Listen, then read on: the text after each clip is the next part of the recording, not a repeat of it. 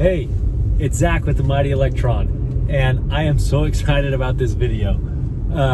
Giddy might be an appropriate word, and here's why. First of all, I know that there are a lot of true cost of ownership for Tesla videos out there. This one's a little bit different, and here's why. Because I've always been a very frugal guy, right? Like growing up, my mom always said, look, if Walmart doesn't sell it, we don't need it. And that's just kind of how I grew up. And that's fantastic.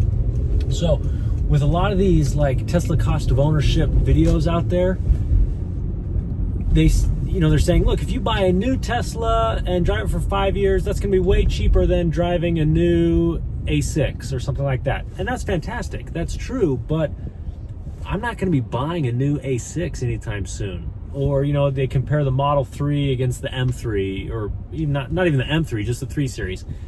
Same deal. I'm not buying a 3 Series anytime soon, right? So what I wanted to do right now, I drive a sweet 2005 Toyota Highlander. And it's been a great car. I love the car. Starts every morning, gets me where I need to go, handles the occasional trip to Home Depot. I'm very thankful for my car. However, number one, I think electric's the way to go. I mean, I think that's probably why you're listening to this video, because you're thinking about that, but electric's the way to go, in my opinion. And number two, as soon as the Tesla came, as soon as I saw the Model S, I fell in love with it, right? Which is not a great, that's not a great love relationship for a frugal guy to be in, because when they first came out, they were 65 grand. And that got my attention because, in my opinion, it was the first legitimate electric car. My rules back then were it needed to go at least 95 miles an hour, or I think 90 miles an hour, and it needed to go at least, I think I said 150 mile range. And there were no cars that could do that. So Tesla wasn't the first electric car, I get that, but they were the first ones, in my opinion, to be a legitimate electric car. And at 65 grand, I thought, hey, if I'm patient enough, those are going to hit the used market, and pretty soon I'll be able to afford one. A Walmart guy like me can afford one of those.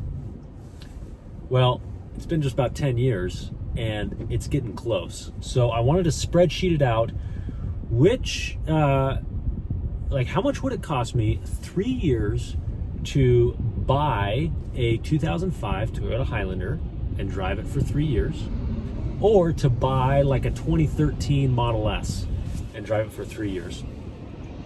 So I did the spreadsheet, and I'm going to make another video where we go over the details of the spreadsheet. If you're the type of person that wants to tear into that, the next video, I don't know if it's going to be the next one, but subscribe, because we're going to do a video on the details. For the rest of you who don't get really excited about somebody visually describing a spreadsheet to you, don't worry, I'm not going to do that on this video.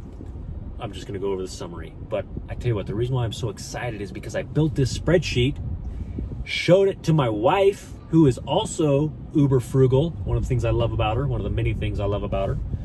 And and she kind of gave the green light. We're getting close here. We're getting really close. So that's why I'm so excited. So again, the details are going to come later, but here's basically what I did on this spreadsheet.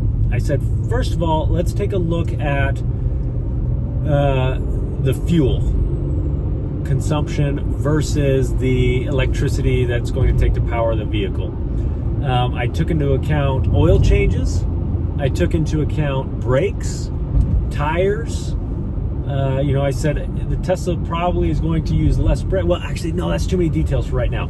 You got to watch the other video. If you're not into details, I'm going to get to the punchline here real quick. Brakes, tires, registration, insurance. I called my insurance company and got a quote for that, so I got accurate numbers there. Really, the biggest guess is depreciation. Bottom line, brakes, tires, all that. We'll get into the details later. Summary, bottom line, here's why I'm so excited. Here's why the boss gave a thumbs up on it. First of all, two things. Number one, to own a vehicle is expensive, stupid expensive. This Toyota Highlander, again, 2005, it's not a sweet ride. I'm thankful for it, but I'm not living in the lap of luxury here. It's costing me like $3,000 a year to drive this vehicle. The biggest expense for the Highlander is, of course, fuel. Second biggest is, I think, depreciation. I need to check my spreadsheet again. So the bummer part is it's expensive to own a vehicle, which is why we really need to get full self-driving in, but that's another video. The thing that's super exciting is over 3 years, driving a 2013 Model S would only cost me about $825 more. Over 3 years, okay? For all of you who are running the numbers in your head, that's about $275 a year more? Or $22? 22 bucks a month? And I get to drive a Tesla? By the way, I think those numbers are somewhat conservative. I think the numbers might even be better than that. I'm curious to hear your opinions when we go over the spreadsheet. So that's why I'm excited. That's why I'm a little bit giggly, is because once I showed my wife this spreadsheet, she said, hey, we should maybe think about that. 'Cause she knows how much I love Teslas. She couldn't care less about cars, but she knows how much I love Teslas and how much I love electrical vehicles. Electrical vehicles? Who says that? Electric vehicles. And so because she loves me, she's like, hey, we should probably start thinking about that, and maybe why don't we start searching the classifieds and stuff. So it's probably happening. And I'm going to give it 6 months. In 6 months, hopefully we'll be driving a Tesla.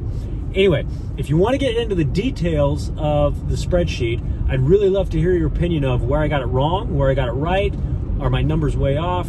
Because I'd rather learn on the spreadsheet that my numbers are off than in the real world. So feel free to subscribe, share this with your friends, and stay tuned. This is getting kind of exciting. All right, see you later. Bye.